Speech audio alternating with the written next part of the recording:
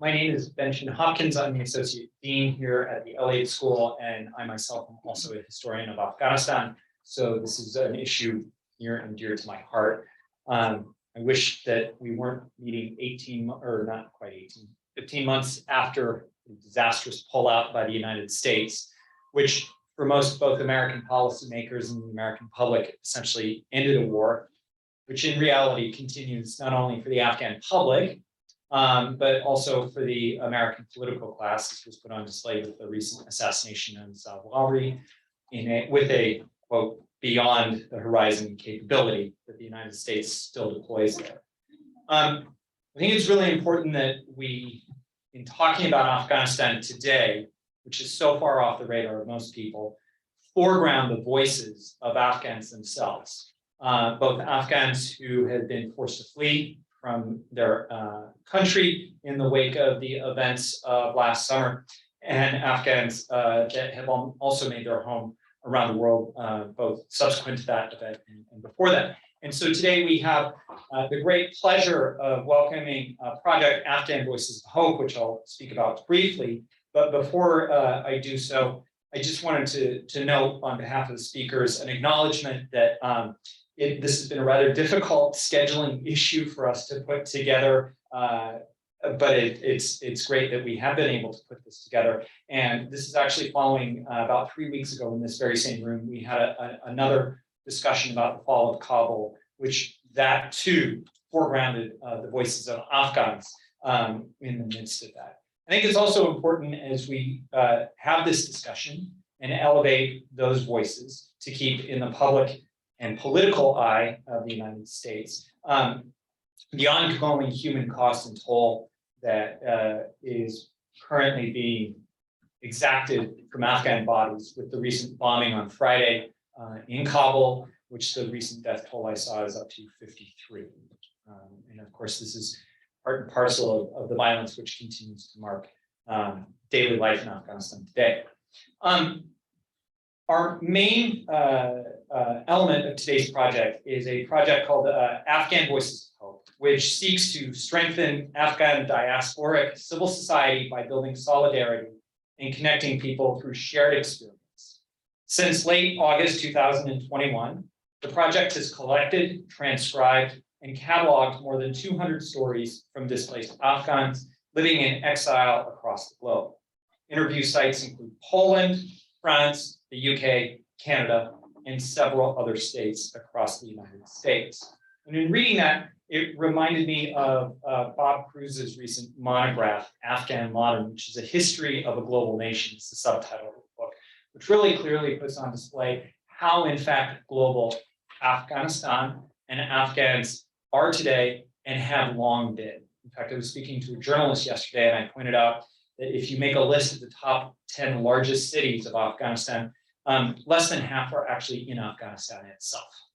And that this country has long had a history of outflow of people, largely based on circumstances beyond its control within Afghanistan itself.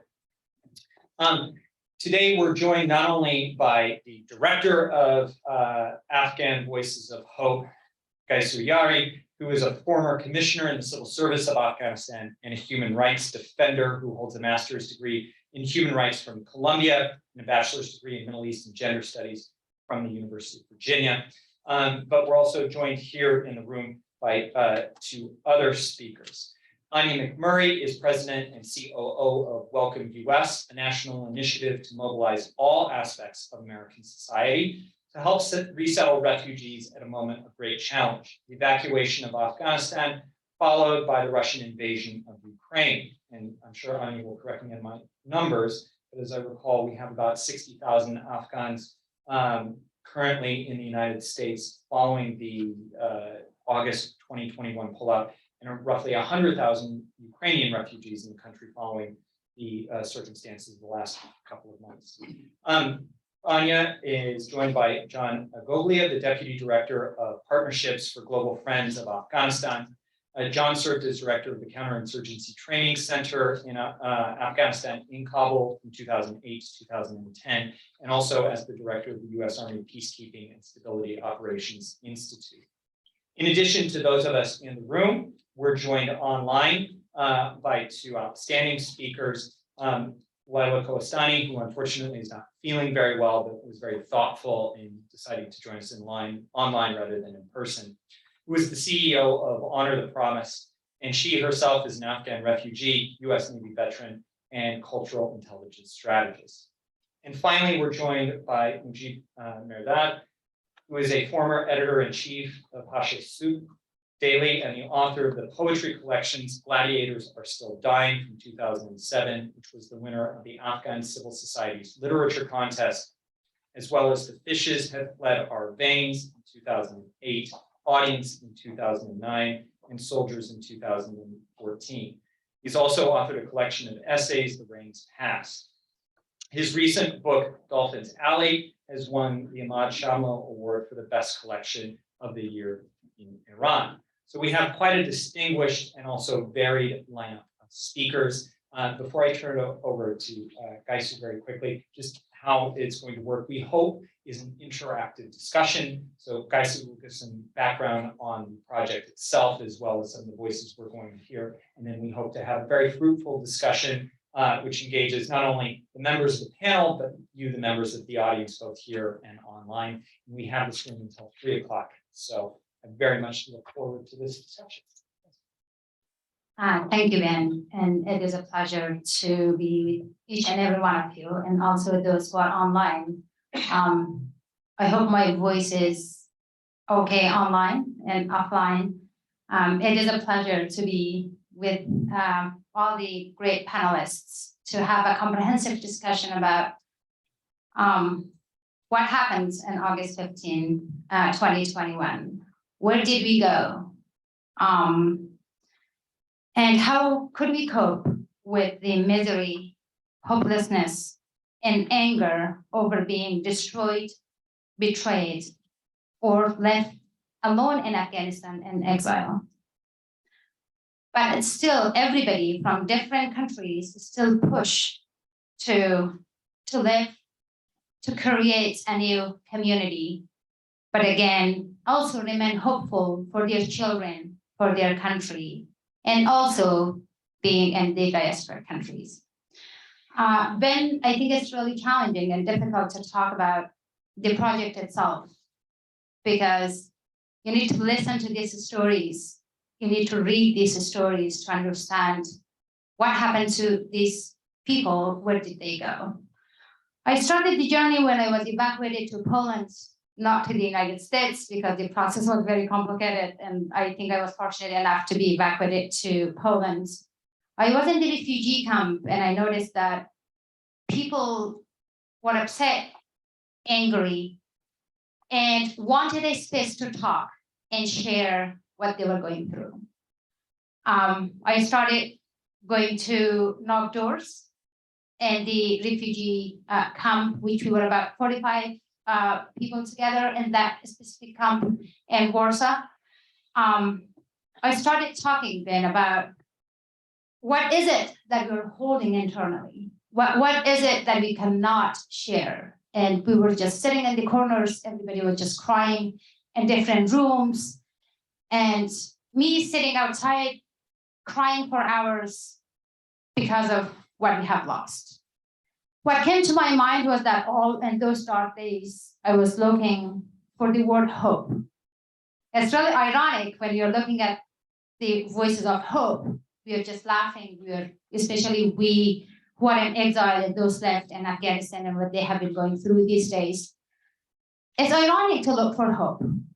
Hope is not an automatic thing that can be injected in your brain and your mind, right? You probably need motivation. You probably need different tools to have that hope to go forward in these countries. I started talking at one point as I exchanged stories in this community, and I ended up visiting another refugee camps. I observed how these exchanges were fostering a sense of connection, unification, and empathy. It became a motivation for me to talk to other members of the community and ask about their personal experiences, their journeys, and what it means to leave everything behind, to save their children, their families, and themselves.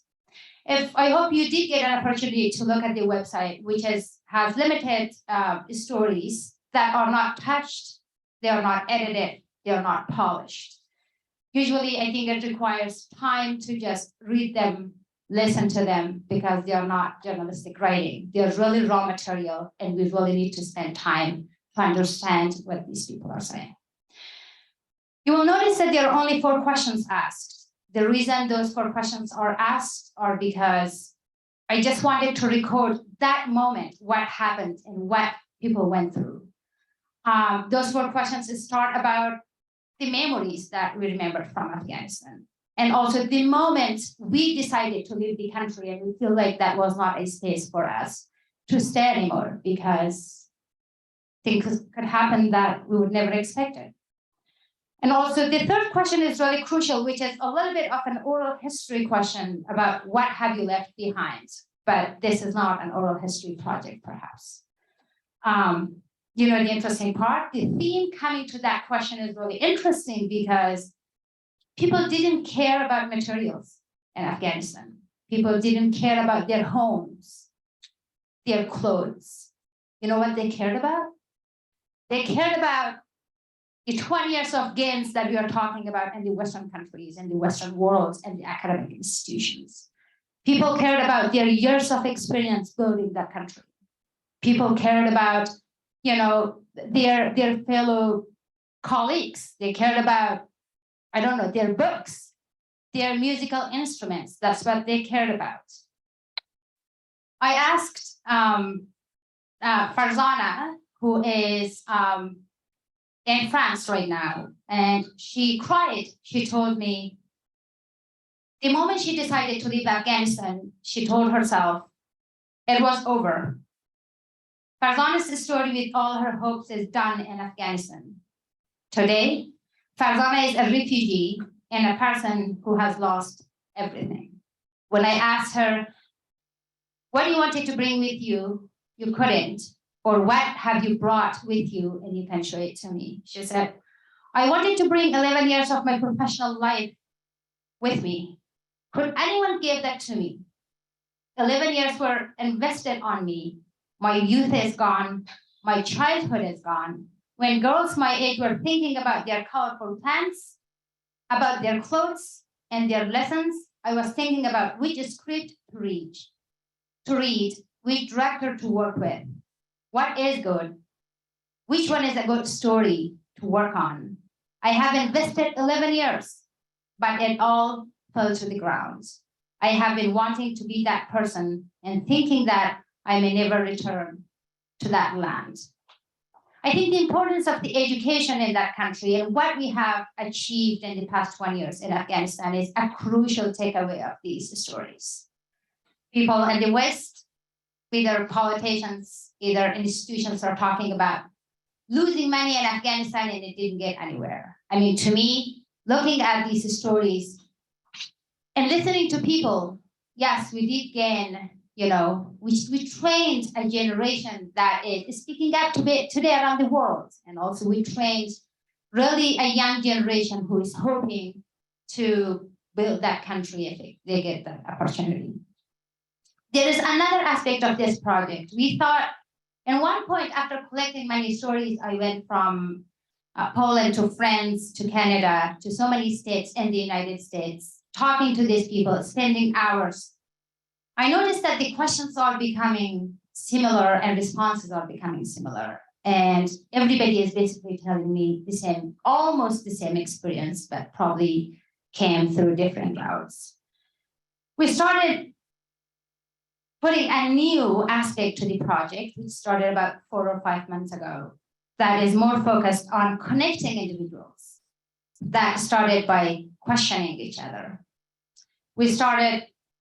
I got a question from Poland and I posed it to a person in France. And I recorded that response and I kind of put Q&A among these Afghans or those who are in exile in different countries to talk to themselves, asking questions from themselves. Interestingly enough, young girls are asking questions from the young girls in Afghanistan. do we have the opportunity to collect those voices? Perhaps we may or may not, in terms of, thinking of the situation that is going on in the country right now. So basically, the goal of the project, and I'm sorry if it's taking so long to explain, I hope we'll get the opportunity to discuss in details if you have any specific questions, is the goals of these testimonies are to create solidarity with civil society and connection and sharing, and at least listening to in different layers of communities around the world. Learning and capacity building by sharing this question, and also tracking at least 5 young women in different countries, tracking their lives and how they're going to go forward in 5 years. Let's see if I can find that hope in 5 years. Not taking too long, we are going to play a video of Mariam. When I went to Florida, I saw Mariam in a hotel, very energetic and looking at her future and thinking of her future in the United States. Well, I posed a question from another, sorry, Laura, I think I'm hearing my own voice. Another young woman from a different hotel in Florida, she basically asked Mariam about, do you ever think of going back to Afghanistan, or do you have a hope to stay in the United States? And Mariam is responding to that question. I would like to play that response, which is only 50 seconds. And I also would like to ask Mariam to share us her reflection. What does it mean to respond to that question 7 months ago? Now you look at this question, right? And you look at your response, and what is your reflection, and how you're thinking to go forward. Can we have that video first? Thanks.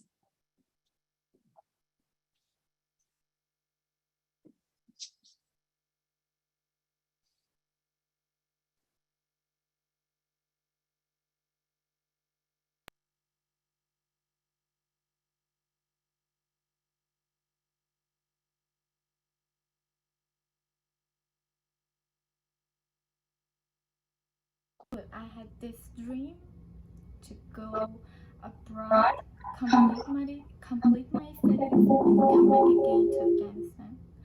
And absolutely, I will go. And I will go, and I will go if I be a person that I want to be.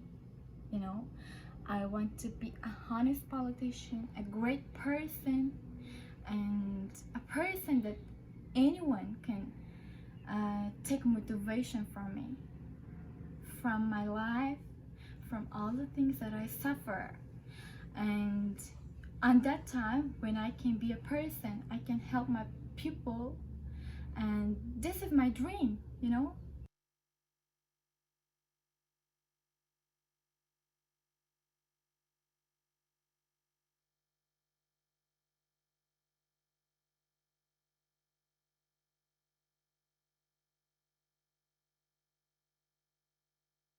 In Hydesville right now. I think, Mariam, looking at that video, what is your reflection now, and how do you feel now, and do you still give me that hope I'm searching for? And did I actually get to that point right now? Yeah. Well, hope you're doing well, and thanks for joining us. Yes, it was me almost a year ago, and it was hard to be alone and continue everything by yourself. And I did that. So I just came by myself to pursue my dreams. I get an opportunity to go to US and study the major that I was dreaming for. So, it's really hard when you be in a situation that you have no choice. You have no choice. You have to you left your country, your parents, to just continue your study, because you can't continue your study in your country. They are killing thousands of people because of no reason. They can't continue studying. Like 4 days ago, they just killed like 16, like more than 16 girls for no reason. And right now, over there, situation is really worse. poverty, like no access to education, everything. And this was all the thing that I just decided to study politics and be a politician, be the voice of my country, and defend those who are like they don't have right to study. You know, it's really hard to be as an Afghan refugee. It's really hard to be as a refugee, but especially if you be an Afghan refugee, because you just grow up in a really cultural environment, and when you're coming to the like this kind of country, it's really hard to continue because everything is really new for you. Exactly, like it's really hard for me to just continue when I'm just hearing every day that, yeah, like thousands of people just died, and like poverty, everything, the dirt, like everything is really worse back there. And yeah, but I'm just trying to struggle with all of this and be really positive about everything and just want to change everything. Yeah, still I'm the hope. I want to change all of this. And I want to be the politician. I want to go to university and continue and be the voice of those girls that they couldn't complete their education. They couldn't study. You know, the girls in Afghanistan, they don't have right to take, like, they don't have right to make their own choice. Nothing at all. And that's really worse. But yeah, it was hard. Like when I just decided to leave Afghanistan without my family. My mom just told me, like, don't go because you're alone. It's really hard for you because you're just only 19 years old. And then I said, it's okay, I know, but I don't want to just sit in house and do nothing. I want to die. I want to die for my dreams. I want to fulfill all of those. And I will be the person that I want to be. And then I just come here. It was not easy. And it won't be because it's US. It's not easy. Even for those who are like adults, they're mature, but it's not easy for them. But for me, it wasn't. But I did. Right now I'm just going to TOEFL classes. I want to go to university. I want to study my dream. I want to study my major dream. Like I was just dreaming to be a politician, to be as a congresswoman. And I'm still like dreaming that. And I will be. So yes, I want to defend the rights of my people. And I hope I will do that. Thank you.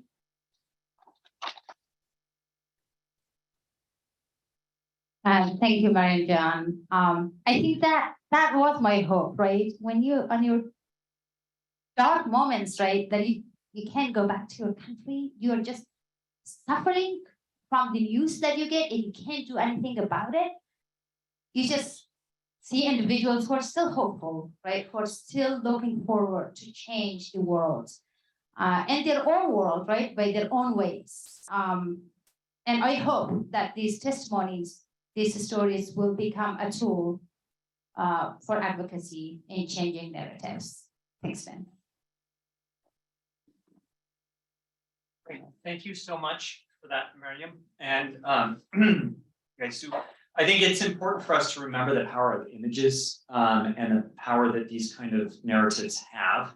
By some measures, the most reproduced image of the 20th century is the picture of Sharhat Gula, the image from the 1985 cover of the National Geographic magazine. And I just offer that because that has such a profoundly important way of lodging into our mind and such a profoundly important tool for advocates and those working on behalf of what is, for many Americans, something out of sight, out of mind. So I think giving a personal edge is really so important.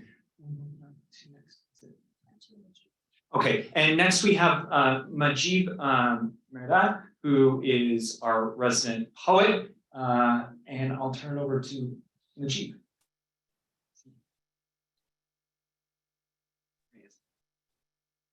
Hello, everybody. Can you hear me? Yes. Okay. Thank you so much. Thanks for having me. First of all, I want to raise the voice of the people of Afghanistan, a particular community who have been targeted because of their race, because of their religious beliefs. In the course of history, especially in past 20 years, and after the collapse of Republic, they have been attacked constantly. I'm talking about Hazaras in Afghanistan and Hazara genocide in Afghanistan. And I request everybody to join the campaign of Stop Hazara Genocide in Afghanistan.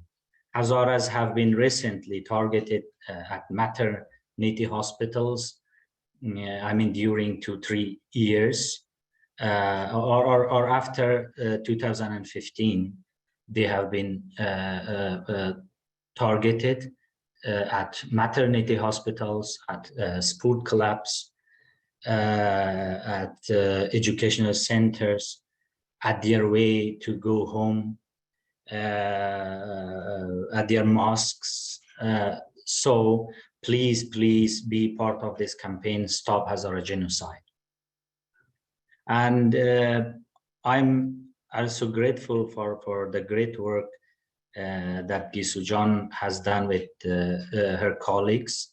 I think documentation of the experiences, the sufferings of our people is very important, since unfortunately we are a nation that have been that we used to an oral history. I mean, we have not documented the war crimes during the Civil War. We have not been able to document it. Many horrific events in Afghanistan. That is why, unfortunately, there is not a consensus when we are, for example, talking about Hazara genocide in Afghanistan or war crime in Afghanistan. Because of the lack of this documentation, we cannot create a consensus. That is why the work that Gisu and her colleagues have done is very important. And tomorrow, on the base of these works, we can advocate for the people, and we can raise our voices to change the policies with regards to Afghanistan and people of Afghanistan. Thank you very much for having me. Should I go like this, or do you have any question to ask me? Can you hear me, Gisu John?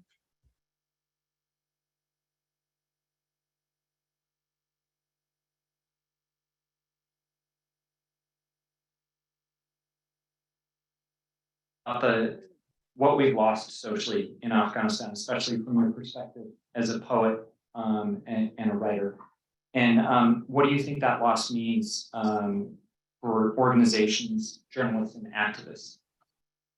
I'm sorry, can you repeat the question, because I couldn't hear your voice properly? Yeah.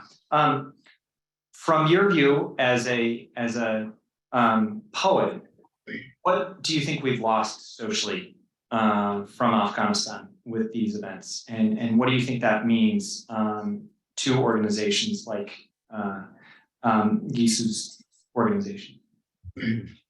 I think that the 2 days ago attack on a central educational center of Hazara girls in west of Kabul shows that despite all the problems that our people are facing, they don't have, they are in a state of statelessness. They don't have government. We are living in a vacuum in Afghanistan. There is no regulation for nothing, for anything. In this situation, the young girls are still hopeful, and you're participating in educational centers to get preparation for a Kankur examination that we don't know that will be held by the Taliban. So look, this is the Afghanistan that has been changed during 2 decades of relative peace and experience of democracy in our country. I think the only thing that we have lost is a generation of educated people who are the only hope of our people for a social transformation. And they were teachers of universities, they were working in media sector, they were working in NGOs, and they were like thousands and thousands. And now none of them can be stay in Afghanistan. They are all have been part of this so-called this evacuation process. You're in US, you're in European countries, and they are, some of them are in limbos. Unfortunately, they cannot reach to their final destination, and they cannot go back to Afghanistan. And this generation, who is struggling for survival in everywhere, was the only chance of our country. And we didn't gain this this human resources easily. It came with a huge cost. Thousands of our soldiers, 70,000 of our soldiers have been killed to create a situation that our young generation follow their dreams. That is, I think, the crisis. That is the disaster that our society is facing. I mean, a generation of educated people are not anymore in Afghanistan, and there in Afghanistan there is chaos. There is no government. There is no rules. There is no constitution. So that is the situation. And if I could ask one more question, it's what role do you think the narratives, like your own personal narrative, Mariam's, play both to an external audience? So when you talk, for instance, to Americans or international audiences, to the Afghan diaspora, and back in Afghanistan itself, what role do you think these narratives play? Yeah, they play a huge role, because we are not here to cry our sufferings, to tell you the truth.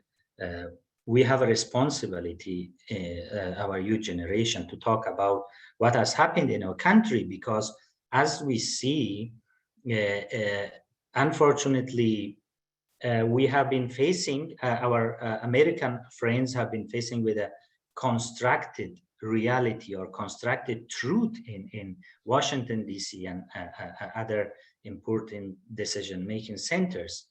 The narrative of Afghanistan have been hijacked during 2 decades of US presence in Afghanistan.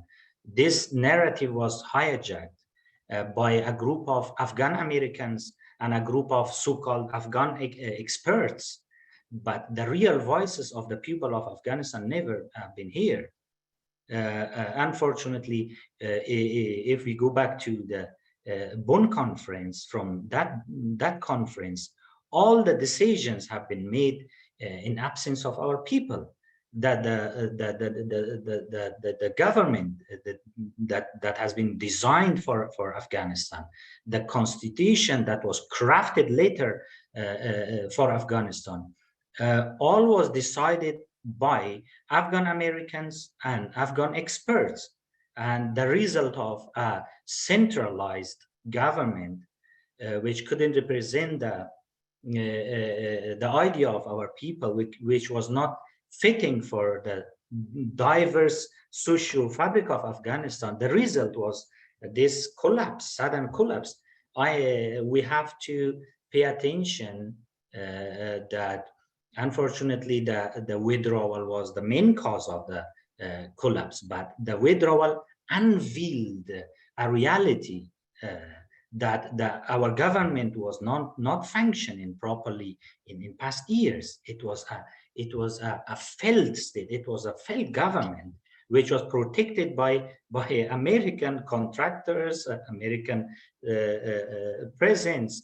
It was the main cause of the presence of our government. So we have to pay attention to our mistakes in policy levels, in governance in Afghanistan, in the especially people whom we were supporting to decide on behalf of 40 million nation. So we have to take in mind those mistakes for next policy making about Afghanistan.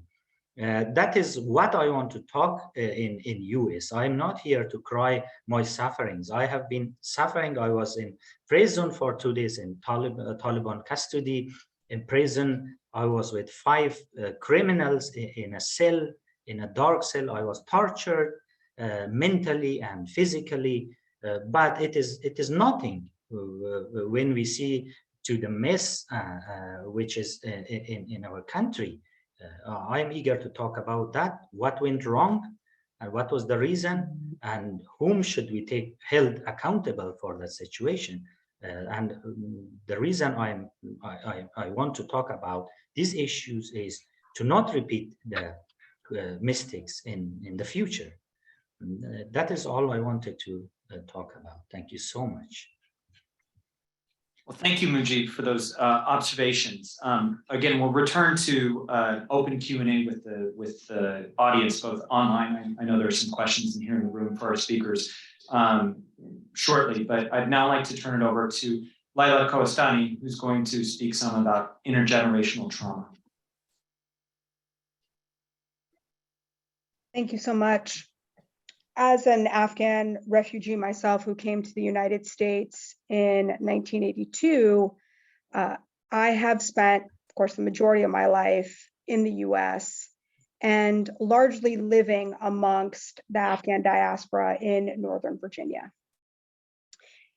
It was through my own experiences that I started looking into the impacts of intergenerational trauma. I grew up alongside many other refugees, many immigrants from across the world who had now made the United States their home.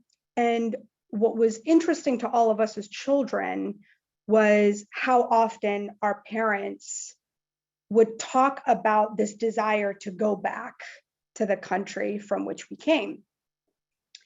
And that more often than not, the reason why we were in the United States as immigrants and refugees from all over the world was because of war. Some traumatic event had happened in our home countries, and we were, of course, seeking refuge in a new place. And while those conversations from our parents and from potentially our grandparents, our aunts and uncles in these highly collectivist societies about going back to our home countries was in some way inspiring, it also led to this feeling of, well, the United States will never be our home. And there was, in many cases, a very purposeful desire by our parents to raise us in this microcosm of the life that we had left behind.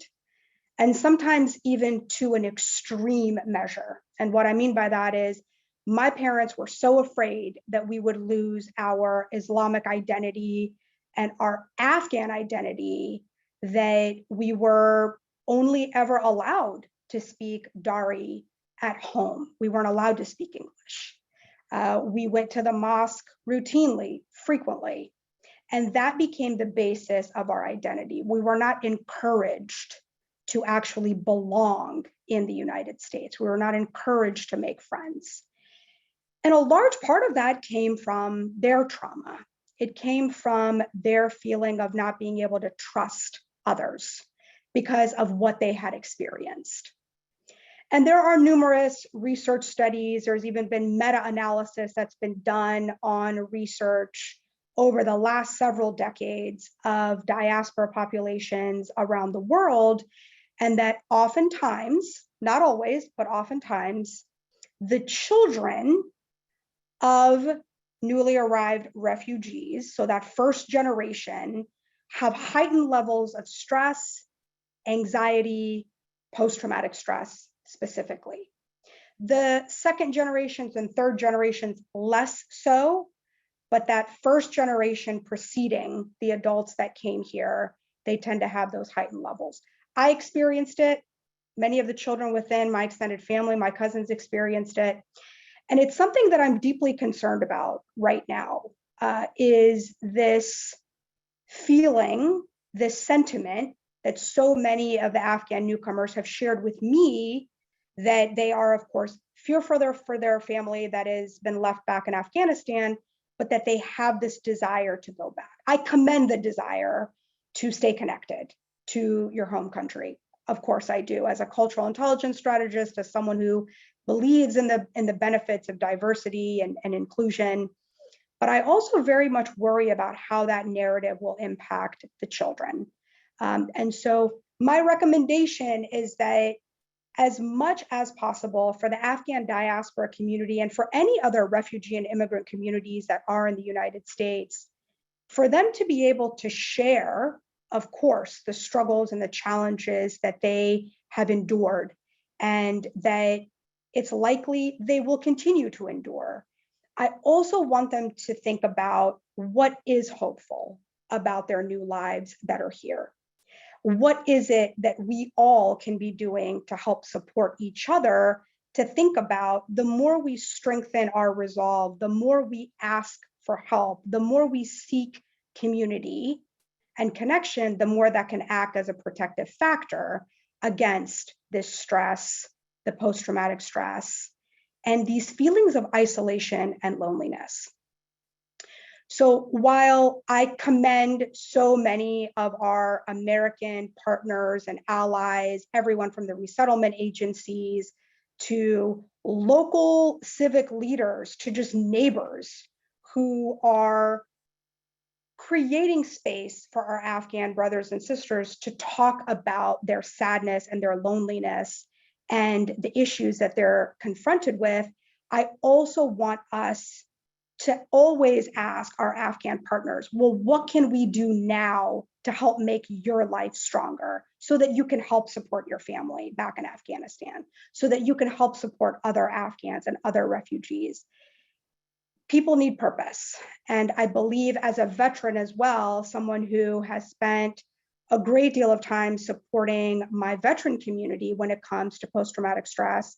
And those are often very isolated incidents that lead to that PTS. And when I'm thinking about how I want to support them and how we need to show up for each other, it can't be in a way that is just a cyclic, constant discussion of the problems and the challenges. It has to be about how we're going to come together and uplift one another so that we can move forward. Thank you so much.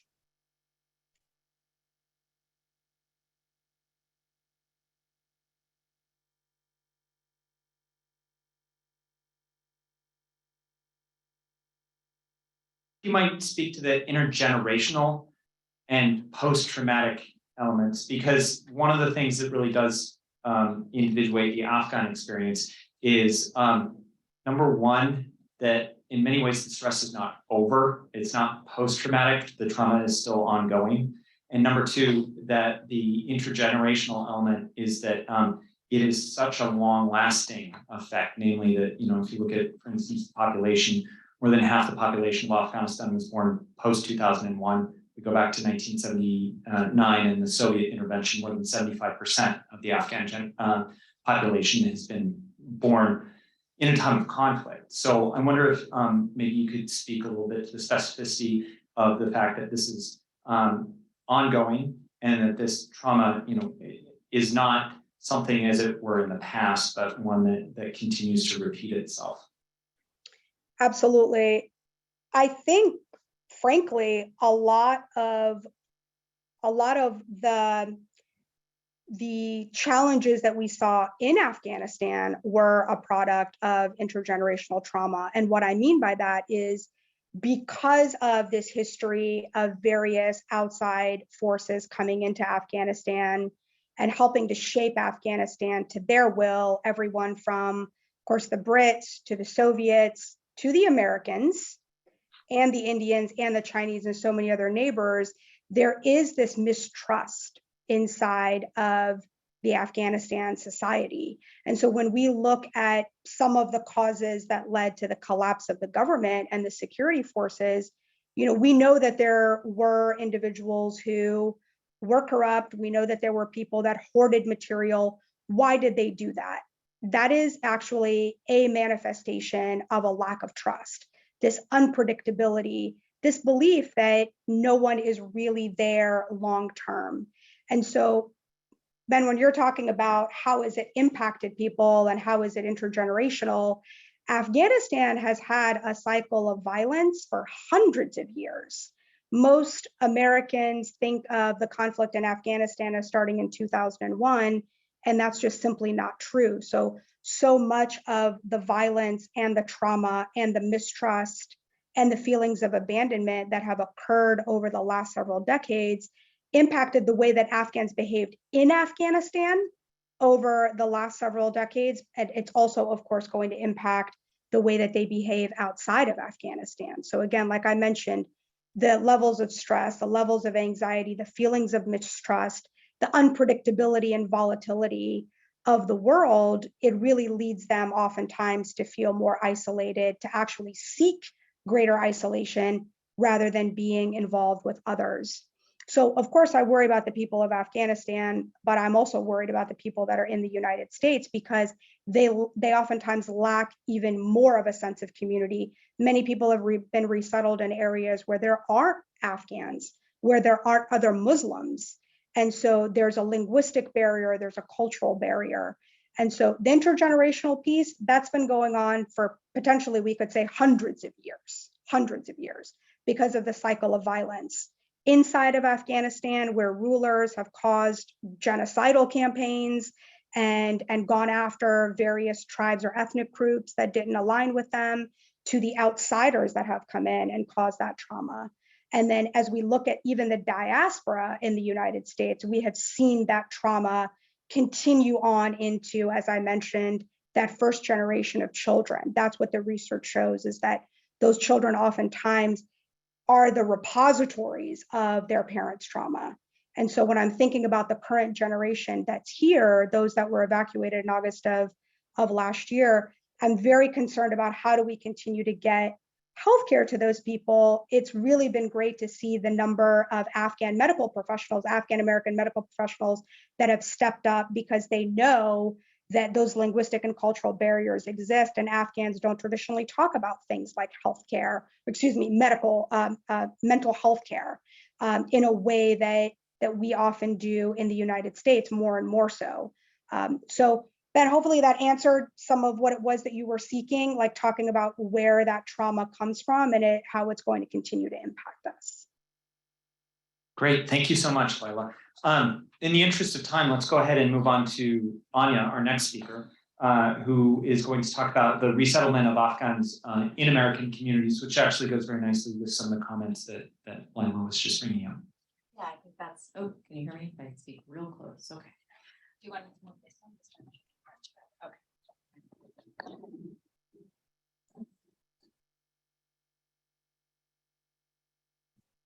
There, oh yeah.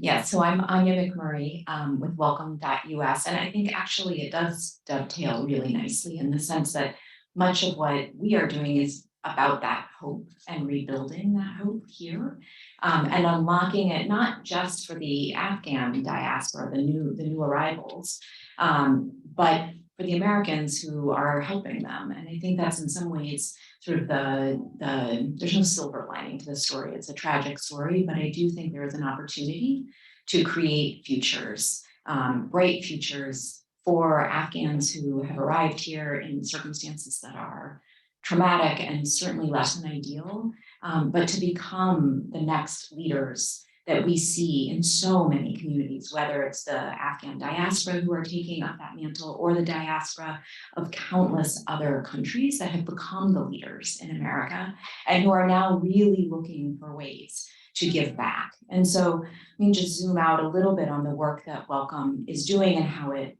plays into this. And I think sort of to your point about the numbers, it's really quite remarkable. In the last year, 80,000, just shy of 80,000 Afghans have been resettled into the United States. And shortly on the heels of that, 150,000 Ukrainians have been resettled into the United States. There's a significant difference in the way in which they've been resettled, and I want to talk about that in just a minute. But if you think about that total, over 200,000, significantly over 200,000 people having been resettled into the country in a year is as many as were resettled in the last 5 fiscal years combined. And it is actually a tremendous story of what this country is capable of when the call is made. And I think what we have seen over and over again from the Welcome perspective is that Americans raised their hand and stepped up. It has not always been perfect, and I know it has not always been easy for many of the Afghans, but we have seen this. And what we are really eager to have happen is to actually create more pathways, because there is more capacity. More Americans want to do more, and now is actually the moment for that to happen, because there are significant ongoing needs that Afghans have. What we're hearing is certainly mental health, and some of the things that are tied to that mental health are a lack of security around legal status, and their need for legal support in order to get their immigration status confirmed, their asylum applications finalized. We also know that they need help getting jobs that are more than just the entry-level job that does not pay enough to support a family, often of 5, 6, or 7 on one income.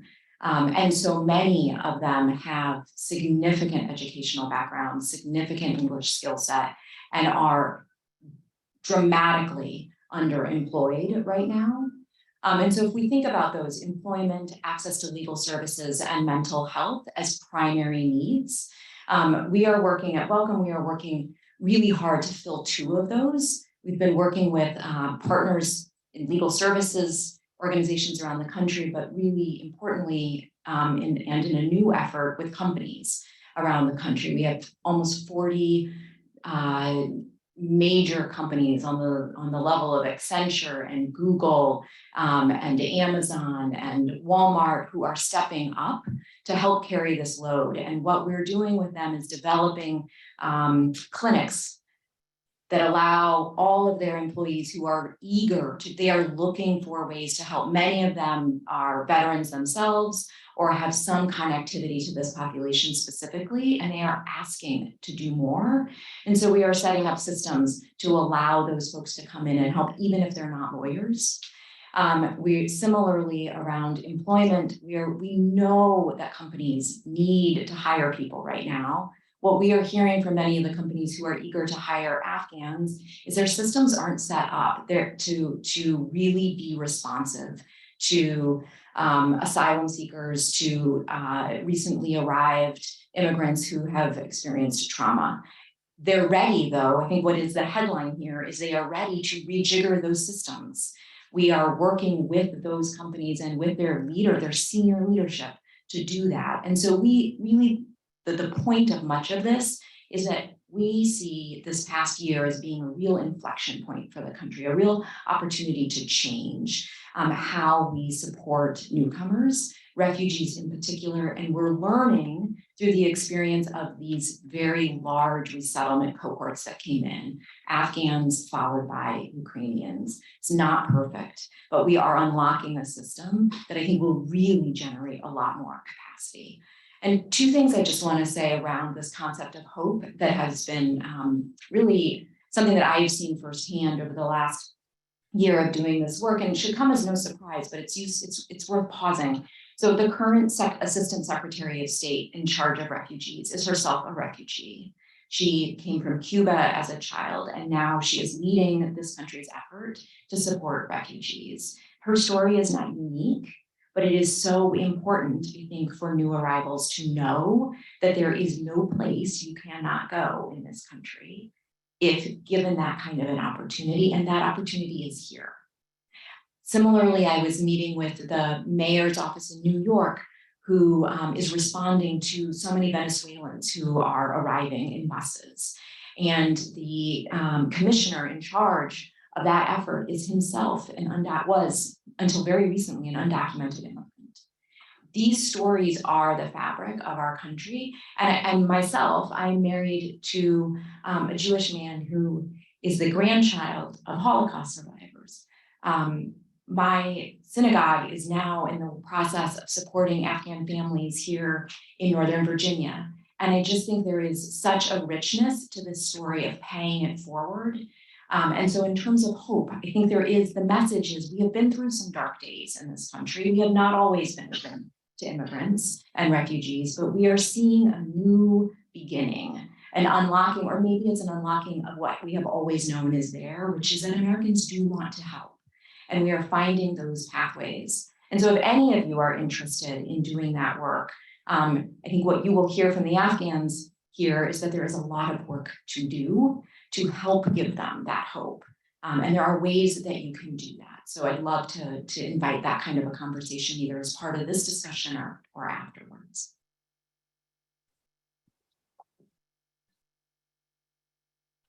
Thank you for those remarks, Anya.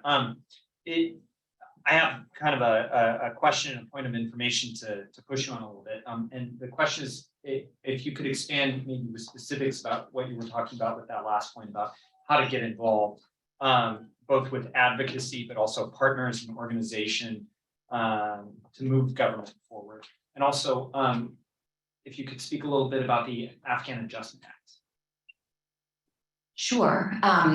As a general matter, Welcome.us does not do a lot of advocacy, but we have been following the Afghan Adjustment Act carefully and are very supportive. I think it is facing, I'll just be very candid, I think it's facing an uphill challenge. I think it's really important that people make very clear to members of Congress how important this is.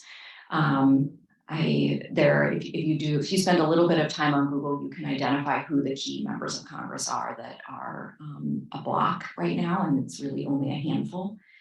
I would also say, in terms of other ways of getting involved, there are many organizations right here in DC and Northern Virginia and Maryland that are deeply involved. John is actually one of the really remarkable local heroes in the story. He is doing work round the clock to help support Afghans, and he is certainly a great resource. But some others are React DC, which does tremendous work, including helping folks sponsor Afghans and now Ukrainians. If you're interested in being a sponsor, that is something that you and your family or friends can do. Another organization is Immigrant Refugee Outreach Center in Maryland that is actively looking for volunteers to help in Maryland and in Northern Virginia. Nova Raft is another. And then lastly, I would say Lutheran Social Services of the National Capital Area has an active, if you go on their website, they're looking for volunteers right now to help with asylum applications. So there's no dearth of things to do. There are many, many ways of getting involved. And I think it is just, again, worth saying, getting involved will change your life. John and I were laughing about how you dip a finger into this work, and the next thing you know, you are fully consumed by it. You're evangelizing to your neighbors about what a life-changing experience it is. You're telling your coworkers, you're telling your friends and family in book club. It really is to me, it's been a really powerful reminder of how great this country can be. And I always, as a student of history, have de Tocqueville going through my head in doing this work, and that we solve problems. Americans don't wait on government to solve problems. We roll up our sleeves and we work in our communities. We see a need, we create a group, and we try to solve that problem. And I have seen that over and over. And John is living proof of that with his work in the Northern Virginia area.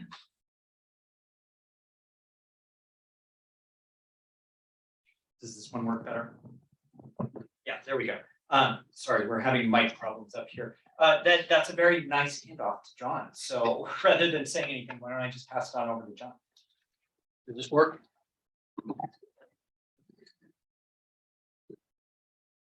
Good afternoon, and thank you for the opportunity to talk.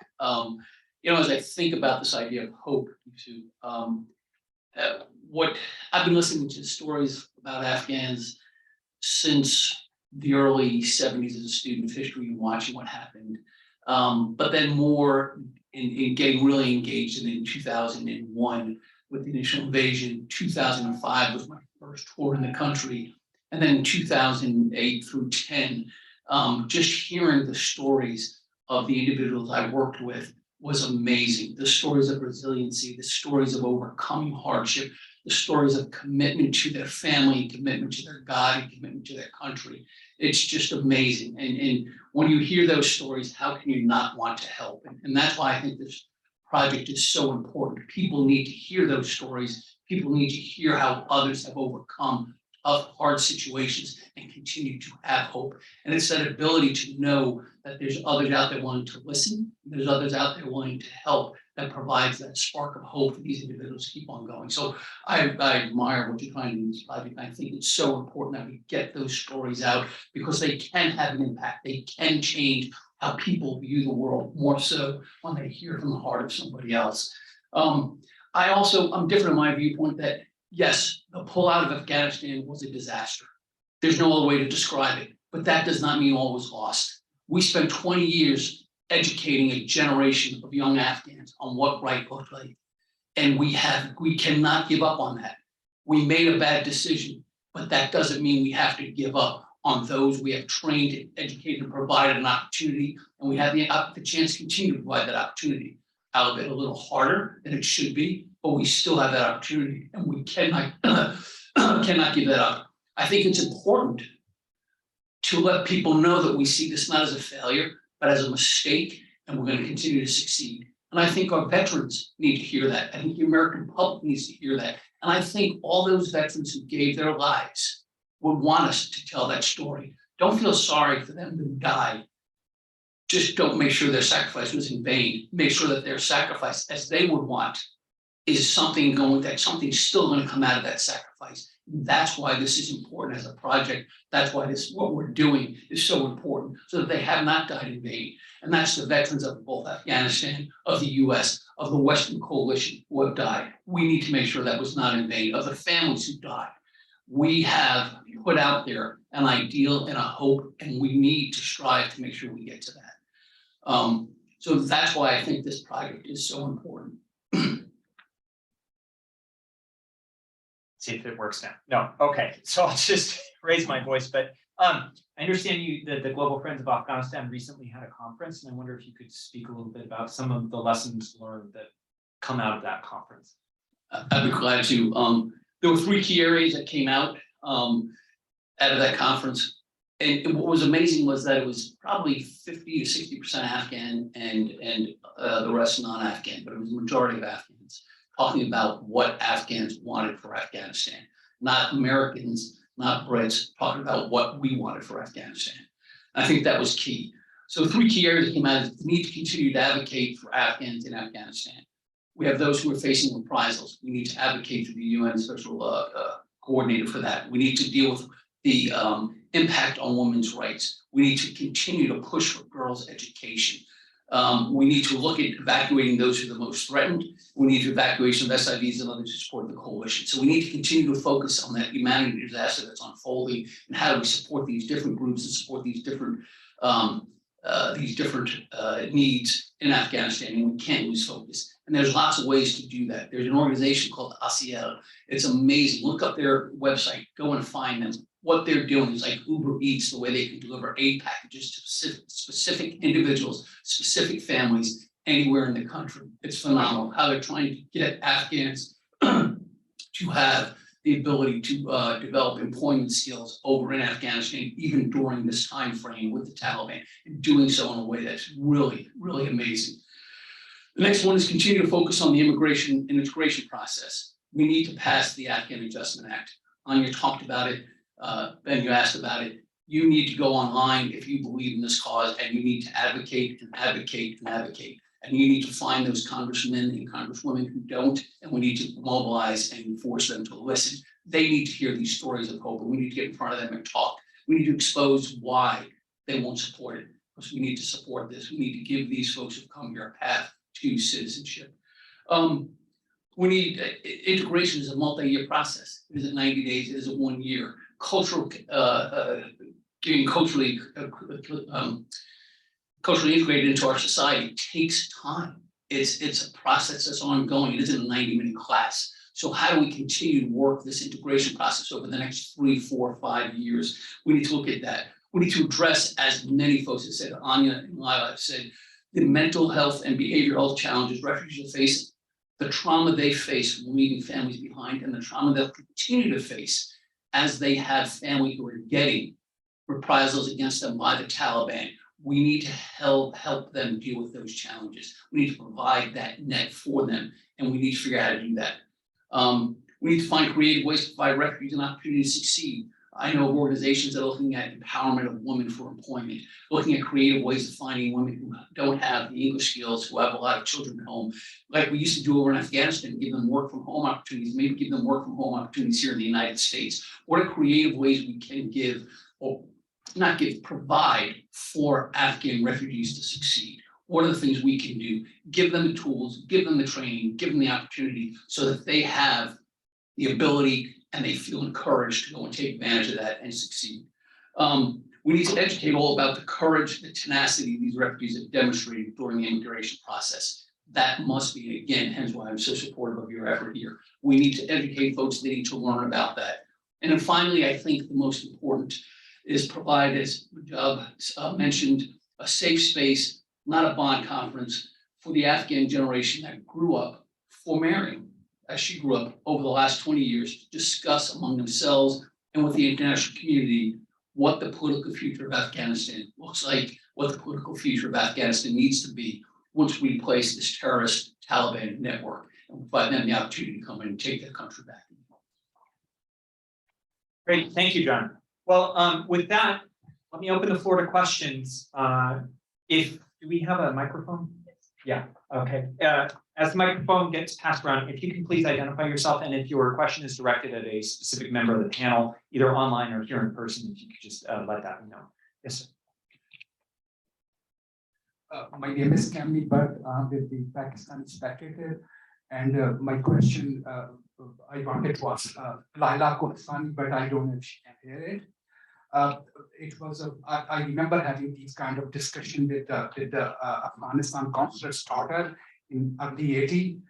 You are not that old, but she used to tell me she was learning English, like I was learning in Pakistani American Cultural Center in Karachi, and she used to call Mujahideen forces of evil, forces of dark, you know, these Mujahideen and Taliban. And now when I hear Mariam, I can kind of picture that girl from Afghanistan. So do you feel nostalgic about Russian basically wanted to do the same thing to educate your, your children and make them part of the 12th world rather than keeping them in dark? I remember I used to argue with that Afghani girl that these people, Russian would take your religion away. They would make you communist. And she used to tell me nobody could take anybody's religion away. We are Afghani, we are Muslim, and we would say regardless who come to this country. So I mean, if I reflect on that conversation and what just Mariam said, I feel like people of Afghanistan are just being used, sometimes by Russian, sometimes with the American. Even though these are good forces, Russians were good forces who wanted to educate your children, American were good forces who wanted to educate your children. So why there is so much, what is the real solution of these forces of dark? Thanks. Yeah, I'm from Pakistan. No, I mean, poor Afghan people sometimes are used by Lila, were you able to hear that question? No, I'm sorry, Ben. Can you repeat it? It came in very broken. Yeah. So the questioner was basically positing and compares the Soviet occupation of Afghanistan, and that during the Soviet occupation there were some modernizing elements of the Soviet occupation, education for women, land reform, for example, and then in some elements of that occupation are things that I think many of us would see as social goods. which were not dissimilar to some of the efforts of the American intervention post 2001. So the questioner was asking, especially since you have that intergenerational experience, if you could maybe reflect a little bit on that. Is the question, Ben, what were the differences between the Russian engagement in Afghanistan and the U.S. engagement in Afghanistan? I'm not quite sure what it is that you would like I think me it to was talk more about. if there is any nostalgia. Is that the correct use, Yeah, sir? because basically Russians were doing the same thing. They wanted to educate Afghan. Whereas we Pakistani, I would say, forces of dark for a minute, just in order to define their problem. We were teaching Mujahideen a Quran of like that was true or applicable maybe 1400 years ago, but not now. So we are the people who taught these Mujahideen or Afghan. I mean, they came into existence after CIA and ISI got married, and this is the product of that marriage, basically. So if they are forces of evil, Pakistani ISI and CIA are responsible for that, because Russians were doing the same thing that what American dollar did with Mariam and educated her, gave her some inspiration, gave her some ambitions, and she wants to be a good human being. She wants to serve other people. She wants to help other people. So what was the basic difference between Russian involvement and CIA involvement? Thanks. Okay, so if I could rephrase it, two parts. One, as you rightly pointed out, Lila, the difference between the Soviet occupation, the American occupation, and then two, also, is there anything from the Soviet occupation or conversely the American intervention kind of worth keeping and really trying to take away and trying to protect, especially in the diaspora community? I would definitely say that the Soviet occupation was an actual occupation, whereas the American intervention was very different. I mean, even in speaking to Afghans during my deployments there, when I would ask them, how do you compare and contrast the difference between the Russian engagement and the US engagement? First and foremost, Russians were seen as these godless, atheist, communists. And so this belief that the Russians were there to completely take away the religious identity of Afghans was something that caused many people to want to fight against them. And they were much more brutal in their tactics and in what they did, and had very indiscriminate policies about who they would harm. I think the Americans got involved because, in truth and in reality, because we were attacked from Afghanistan. We did not have grand designs on taking Afghanistan, being involved in Central Asia in that way. So it was a reaction, a response, and it frankly was not meant to be an occupation that lasted 20 years. That's something that just happened because of various policy decisions. So when I compare and contrast, I see the engagements as vastly different from one another, but there are similarities, of course, in that, yes, what the Russians wanted to do and what the Americans wanted to do was to modernize Afghanistan in every way, whether it was education, whether it was infrastructure. And so I do believe that there are people who were in Afghanistan during the 1980s that fought against the Soviets for the exact same reasons that in the 2000s they fought against us.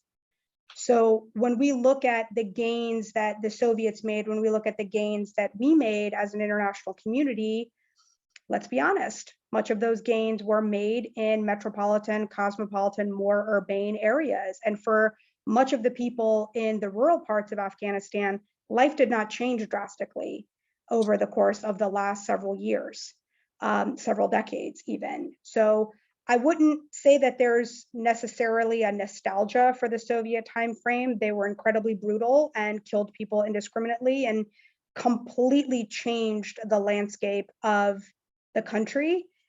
And then moving on to the second part, which again, Ben, if I mischaracterize this question as I heard it, please correct me. But what should we keep from the U.S. intervention? We now have a generation of Afghans that have seen what freedom and democracy truly do look like.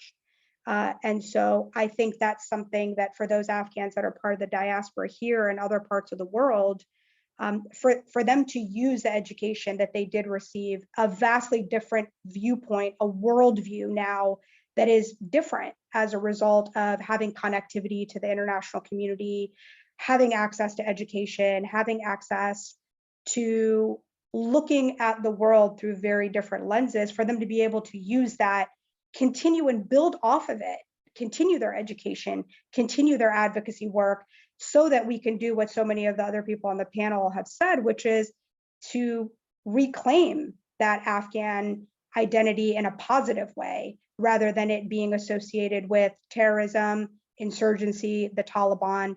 The individuals that did make it out, every single one of those people can act as a beacon, as a light, as a way to show that for the Taliban, what they have tried to do in Afghanistan is not something that will be allowed.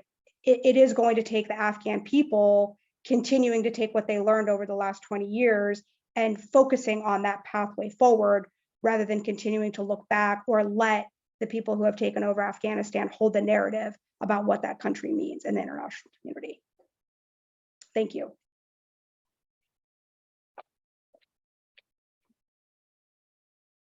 Thank you so much. I don't have a question. I just want to thank Gisu for the work that she has done and all those who have supported this project.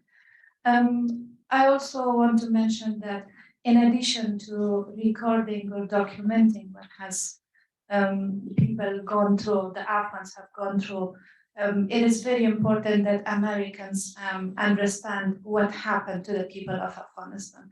There is a little information about Afghanistan and the Afghan people among the Americans, at least with those that I am in touch with.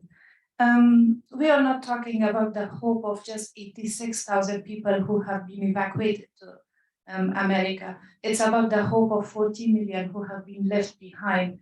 And it's about helping those people inside Afghanistan. We will find our way. I'm one of the people who came here last year in August. We will find our way, but 40 million people are left behind there. I would like this project to be shared widely, the findings, the stories. Share it as much as you can, because Americans need to know what their government has done to our country. They have to hold their country or their government accountable for the tax that they are paying and for the way that it is being spent. Right now, $40 million goes to the Taliban on a weekly basis, and it doesn't reach the right people, the people who need it as humanitarian aid. Where this money is going, Americans are responsible to hold their government accountable. And in terms of resettlement or evacuation, thanks. I would like always to thank the individuals who helped us during the evacuation. But in terms of the agencies or the government, it was their responsibility to do it.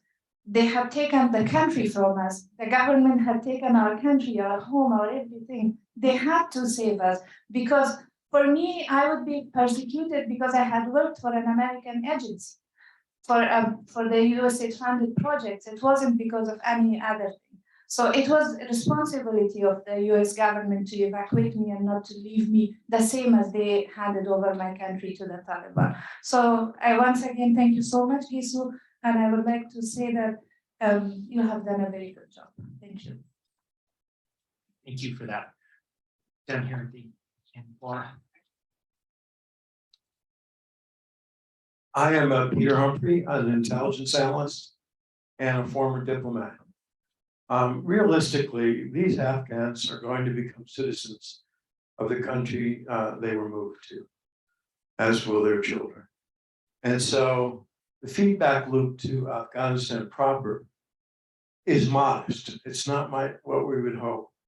So let's look at the Afghan project as a whole and step back and stop the magical thinking and realize that at some point, the Taliban must be deposed. So where's the secret committee at the NSC that's working on the 10 or 12-year project to find ways to bring that about? It doesn't exist. Complete failure of imagination on our part is also reaching all those Afghan girls. We could set up 5 drones in the stratosphere over Afghanistan and broadcast radio and video lessons down to the surface 24 hours a day, 7 days a week. Where's the funding for that project? I can bring in millions of these into Afghanistan with little trouble. Each one of them can hold a week's lessons. Where's that project? A complete failure to consider this as an intelligence project, as an intelligence strategy that needs to be created, is so disappointing to me. I actually invite any of our panelists if they have any comments before we turn to questions on the chat. Any reactions to either of those comments? Probably not a reaction perhaps, but I think we are going to announce at the end. We're going to continue the conversation as much as possible, Yalda. We are going to have exhibitions of these stories around the country, perhaps, and friends and other countries that have collected stories of those in exile. We are going to continue the conversation as much as possible. I think the hope of this project is to partner with other great partners who are doing amazing jobs across the country to raise awareness as much as possible, to see what we have lost, what have we been doing, and how are we going to go forward? And it's not possible with the support of communities, organizations, and leaders. Turning quickly to questions in the chat, there's one here from JJ, and I'll open it up to anyone on the panel. For those of you who are joining us online, it says, would you say that Islamic fundamentalism is largely responsible for the current persecution of women in Afghanistan, in particular by the Taliban? Or are there long-standing cultural factors also at play? Are any interest in the panel? Or anyone who would like to take that one? Isu? I mean, fundamentalists are fundamentalists. Doesn't matter if you're Islamic or you have other backgrounds from different religious groups. If you're a fundamentalist and you have a specific political will, you can go and kill people. It happens in Africa, it happens. It has been happening in the United States. Let's not forget that. And I don't want to theoretically, Islamic fundamentalism is a source of oppression for women. Perhaps I don't think I would claim that because it requires a huge conversation about different components to discuss. Terrorist groups, Taliban are terrorists, terrorist groups, fundamentalists, and those groups can be a cause of, persecuting women in Afghanistan and killing them and limiting them to have access to their rights. I would say that what I've seen is the primary piece behind the suppression of women is a lack of education and fear. And it's a total lack of education and awareness of what women as a team bring. And I think it's a fundamentalism based in ignorance, based in arrogance, and it's a way to suppress and generate power. So the suppression of women is an expression of power and an unwillingness to lose power and a failure to realize that you'll have more power and be more effective if you will include women in the political and social life of your country. Are there any more questions either online or from the room? Yes.